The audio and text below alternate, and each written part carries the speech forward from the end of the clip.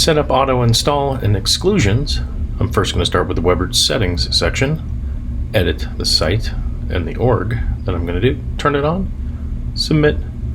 Now I'm ready for auto installation. Should I want to make some exclusions, I'm going to come to the Exclusion Rules section. From here, I have one for workstations, but I want to create one for servers. So I'm starting out by going to the agent settings, manage agents, selecting a view, or the machine group in this case. I'm going to choose all the machines. I'm going to go ahead and create a new view.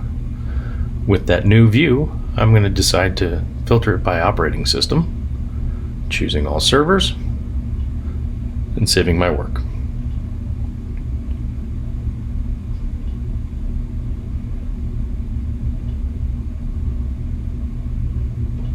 From there, I'm going to go back to the Webroot module, Exclusion Rules,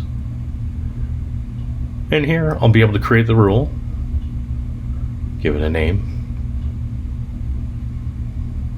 and then select my view that I just created.